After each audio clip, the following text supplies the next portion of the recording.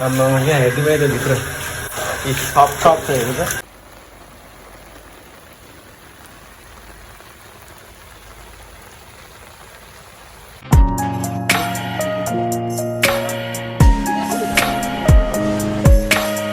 High everyone and welcome back to my channel. So आज चाहिँ होइन लगातार तराईको अब तराई क्षेत्रमा चाहिँ हाम्रो मङ्गलाबार हुने ठाउँमा चाहिँ अनि लगायत विभिन्न ठाउँहरूमा चाहिँ लगातार पानी परिरहेछ होइन। 3 दिन भयो हेर्नु सक्नुहुन्छ पानी यसरी परिरहेछ। खोला छेउ छ होइन, खोलामा चाहिँ पानी परेर कतिको बाढी आयो भन्ने कुरालाई हेर्नको लागि चाहिँ म जाँदैछु होइन। यस्तो चाहिँ हिलो भएर है यो पानीहरू यस्तो भरिएको छ। यहाँको पानीहरू चाहिँ यहाँ ड्रेन नबनिएर होइन यो यसको कारणले गर्दा यस्तो यस्तो भएर गइरहेछ हेर्नु त है। यस्तो छ है, यहाँको पानीहरू पनि सबै तल जाँदैछ क्या। यो पानीहरू सब तल जाँदैछ अनि यो घरको यता छ अब यो सबै यस्तो भइरहेछ हेर्नु त। यो घर यो तल तल घर छ होइन, यो पानीहरू सब बाटो बाटो कुदिरहेछ।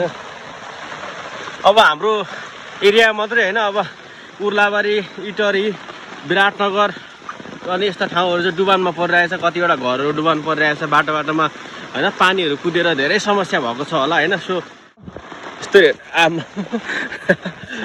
पानीले भिजिन्छ, भिज्यो भने बिरामी हुन्छ होइन, गाह्रो हुन्छ फेरि है।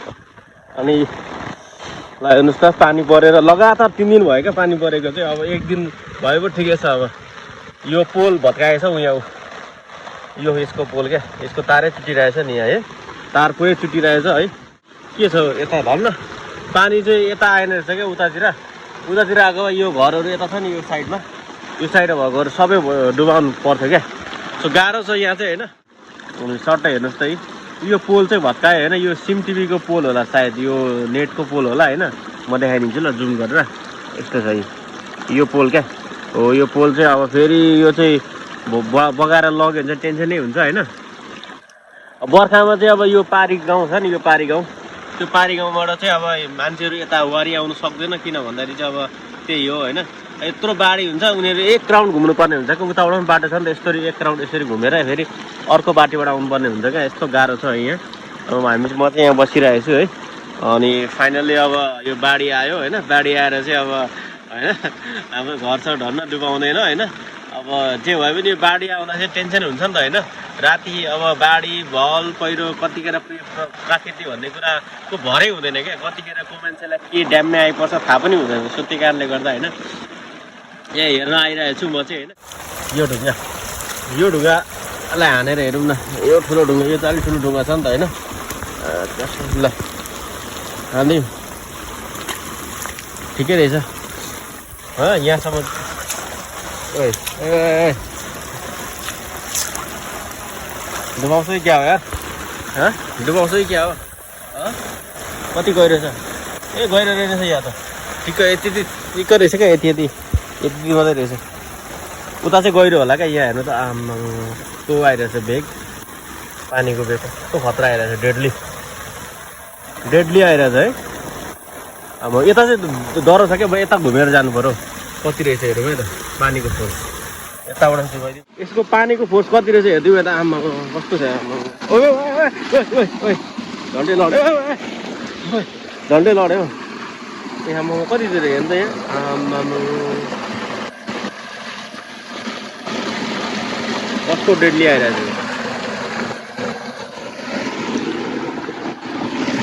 कति रहेछ गहिरो। आमामा गहिरो छ नि यत्रो रहेछ। पुरै भिज्यो म त, माथि पुगिनु पर्यो त्यसरी। आमामा ओए गहिरो रहेछ त। आमामा यत्रो आयो हेर्नु त है। आमामा गहिरो रहेछ यार यो त। यत्रो गहिरो रहेछ यो त। यत्रो गहिरो बनाइसक्यो यसले। यो छोडिदिउँ ल, हामी उतापट्टि हेर्न जाउँ ल। उतापट्टि साइड पानीले भिजिसक्यो म होइन, पुरै लुत्रुकै भिज्न आँटिसक्यो होइन। हामी यता कताबाट पो जान्छौँ, यताबाट गएर हेरौँ न। कस्तो फोर्समा आइरहेछ, कस्तो फोर्समा आइरहेछ क्या पानी। आम्मा बाढी त डह्रो आएको रहेछ, बगाउँदैछ उ त्यो सामानहरू पनि। यता पनि हेरिदिउँ न त, अझै उता गएर हेरिदिउँ न। के मल्झ्यो ए पहिला खोला यहाँ आउँथ्यो अहिले त यता कुद्दो रहेछ होइन पहिला यहाँ खोला थियो नि त होइन तपाईँलाई पनि थाहा छ होइन पहिला यता थियो अहिले चाहिँ खोला चाहिँ यता कुदेछ ल हेर्नु त यताबाट आएर होइन यता पुगेछ उ त्यहाँ अमामा कस्तो छ है कहाँबाट जाने त यहाँ गइदिउँ उताबाट जानुपर्छ यताबाट घुम्न उताबाट जाऊँ न तेरिका पानी झरी होइन एकदम शीतल त शीतलै भइरहेछ होइन गर्मीमा होइन पानी ठिकै हुन्छ होइन नत्र यो पानीले चाहिँ ऱ्याक चाहिँ के गर्छ भन्दाखेरि चाहिँ यो तराईतिर चाहिँ घर कुदिदिन्छ क्या ए छातै हल्दिन्छ त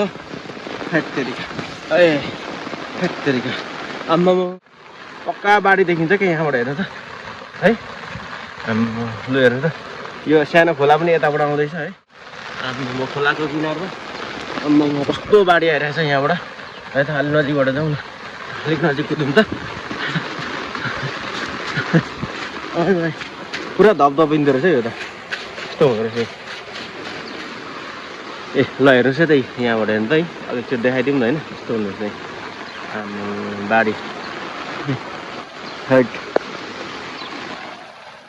यस्तो हुँदो रहेछ बाढी आम्मामा कत्रो छ बाढी ल हेर्नु त यस्तो छ त्यो चाहिँ दुईवटा खोला जोडिन्छ क्या उताबाट एउटा खोला होइन अनि यताको खोला यताबाट त माटै भत्काएर गएछ हेर्नु त उता हेर्नु त माटो यो पोर्सन हेर्नु त यो सब माटोहरू भत्काएर क्या यता भित्ता लागेर यता गएछ यहाँ त एकदम गहिरो हुन्छ कि यहाँ कति गहिरो छ भरे चिप्ले भन्दा गाह्रो हुन्छ त यहीँसम्म मात्रै जाउँ होला है रिक्स नलिउँ होइन फेरि गाह्रो हुन्छ म एक्लै छु नि त पानी यस्तो परिरहेछ अझै पनि होइन पर चाहिँ ब्रिज हो होइन त्यो चाहिँ हाइवे हो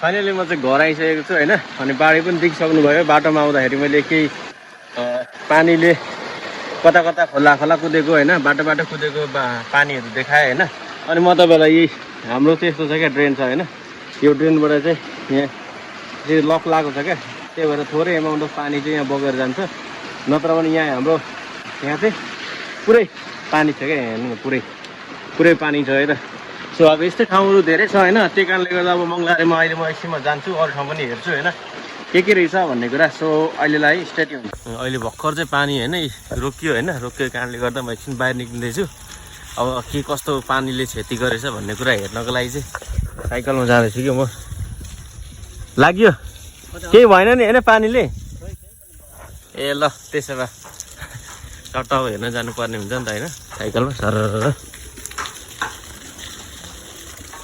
यस्तो चाहिँ पानीले पुरै बाटोमा हाँस खेलिरहेछ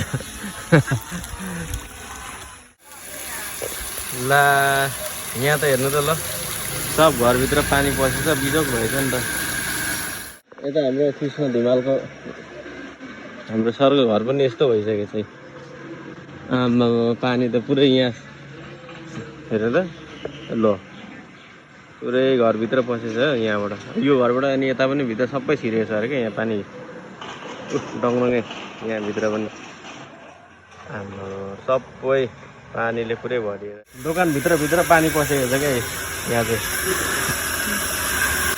मोटर लगाएर पुरै यो पानी सब निकाल्दै हुन्छ क्या यहाँको व्यापार गर्नु पनि गाह्रो छ सबै भित्र पसेको रहेछ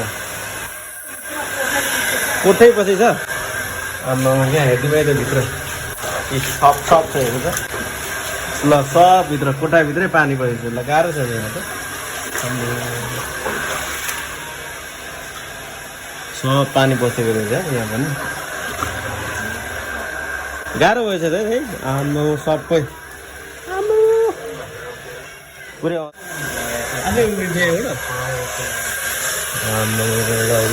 पानीले यस्तो बिजो गइरहेको छ